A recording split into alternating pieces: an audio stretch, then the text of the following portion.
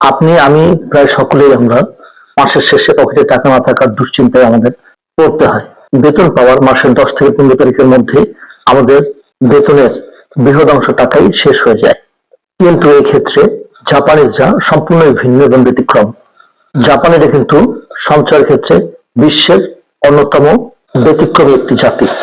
আজ আমরা সঞ্চয়ের ক্ষেত্রে জাপানিজদের ব্যবহৃত এমন একটি কৌশল সম্পর্কে আমরা জানাবো যা ১৯০৪ সাল থেকে জাপানিজরা অবলম্বন করে আসছে। আর এই কৌশলটির নাম হচ্ছে কাকিবো। এই ছোট্ট একটি কৌশল আপনি রপ্ত করতে পারলে আপনার সঞ্চয়ের ক্ষমতা, সঞ্চয় প্রবণতা 35% পর্যন্ত বৃদ্ধি পেতে পারে। আসসালামু আলাইকুম, বিজনেস এন্ড মার্কেটিং এর পক্ষ থেকে আপনাদেরকে শুভেচ্ছা এবং অভিনন্দন জানাচ্ছি। আমি মোহাম্মদ হাবিব রাজীব। আমরা আমাদের চ্যানেলে marketing, online marketing, digital marketing, e-commerce, e-business, online অর্থ উপার্জন পদ্ধতি, বিভিন্ন ধরনের বিনিয়োগ সংক্রান্ত বিষয় নিয়ে আমরা আলোচনা করে থাকি।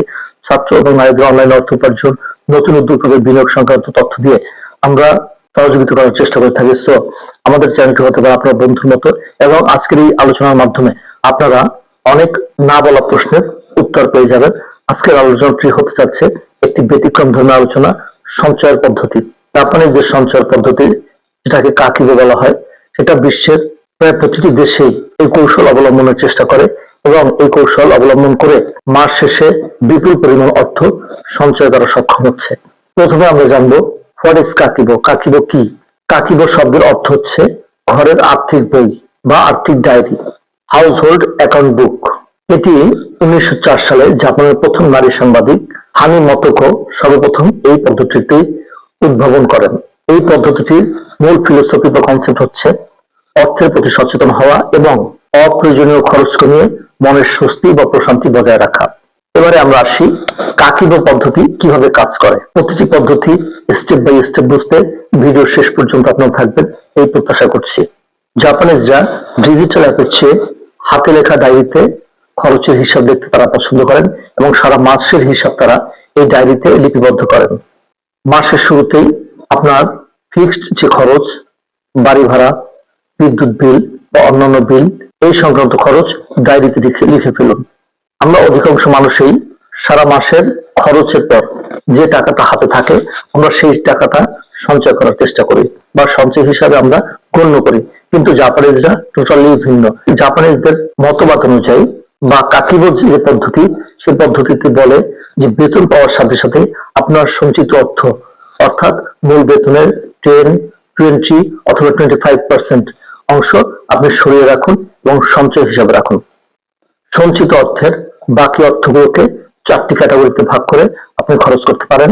ক্যাটাগরি নাম্বার 1, সেটা হচ্ছে সার্ভাইভাল ক্যাটাগরি। আমাদের দৈনন্দিন জীবনের অপরিহার্য যে বিষয়গুলো রয়েছে, খাদ্য, যাতায়াত, বাসস্থান, ঔষধ, এগুলি নির্বাহের জন্য আপনি একটি অংশ আলাদা করে রাখতে পারেন। অপশনাল যে বিষয়গুলো রয়েছে তার মধ্যে রয়েছে রেস্টুরেন্টে খাওয়া, কেনাকাটা, সিনেমা হলে গিয়ে মুভি দেখা, এর জন্য আপনি একটি অংশ আলাদা করে রাখতে পারেন। 3 নম্বর বিষয়টি হচ্ছে কালচারাল, বই কেনা, কোর্স কেনা অথবা কোনো কিছু শেখার পেছনে আপনি যদি কোনো অর্থ ব্যয় করতে চান তাহলে সেটিকে আলাদা করে ফেলুন। এছাড়াও আমাদের মানব জীবনে কিছু এক্সট্রা খরচ রয়েছে, তার মধ্যে রয়েছে বিভিন্ন অনুষ্ঠানে উপস্থিত হওয়া, সেখানে উপহার সামগ্রী প্রদান করা অথবা হঠাৎ কোনো জরুরি খরচ। এর জন্য আপনি আপনার নির্ধারিত ব্যয়ের একটি অংশ রেখে দিবেন। মাস শেষে আপনি নিজের সাথে নিজের আন্ডারস্ট্যান্ডিং সেরে ফেলবেন।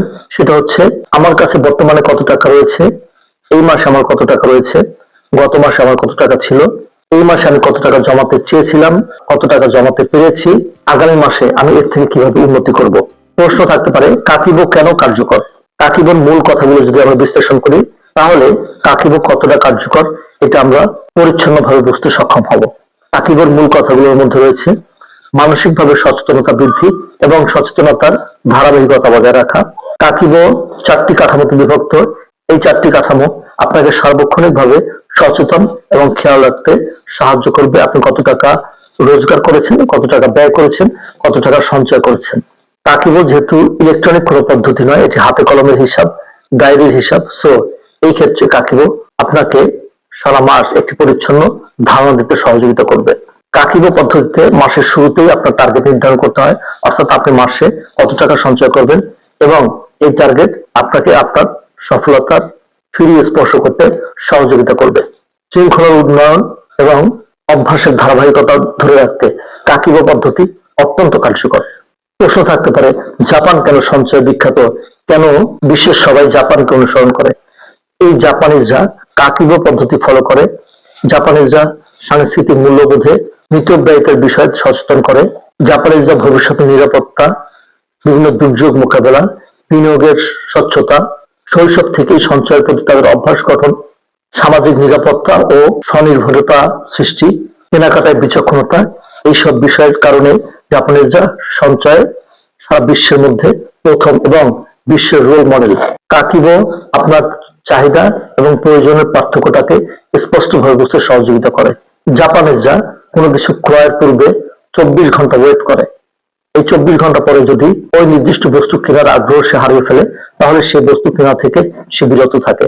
যতটা সম্ভব আপনাদেরকে ক্যাশ লেনদেন করতে হবে, কারণ কার্ডে লেনদেন করলে অর্থ ব্যয়ের এই অনুভূতিটা অনেকটাই কমে যায়। সো এই ক্ষেত্রে কার্ড ব্যবহার না করে নগদ অর্থের লেনদেন করতে হবে। সঞ্চয় মানে এই নয় যে আপনি ভোগ না করে কৃপণতা করবেন। আর কাকিবো শেখায় কিভাবে পরিকল্পিত উপায়ে অর্থ খরচ করে, অর্থ কষ্ট দূর করে প্রতিটি পণ্য যাতে ভোগ করা যায়। তো আজ থেকে শুরু করতে পারেন কাকিবো জার্নি। কিনে ফেলুন একটি ডায়েরি, লিখে ফেলুন কাকিবোর ধারাবাহিকতা অনুযায়ী আপনার প্রতিটি স্টেপ, প্রতিটি পদক্ষেপ, প্রতিটি ব্যয়। ডেফিনেটলি আজকের ভিডিও থেকে এই জাপানিজদের কাকিবো কৌশল সম্পর্কে আমরা একটা স্পষ্ট ধারণা দেওয়ার চেষ্টা করলাম।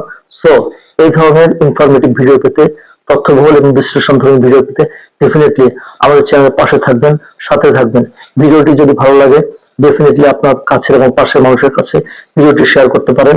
এই চ্যানেলের প্রতিটি আপডেট ভিডিও পেতে আজকে চ্যানেলের সাথে সংযুক্ত হতে পারেন। দেখা হচ্ছে পরবর্তী ভিডিওতে। সে পর্যন্ত সকলে ভালো থাকবেন, সুস্থ থাকবেন, সকলের মঙ্গল কামনায় আজকে এই পর্যন্ত। আসসালামু আলাইকুম।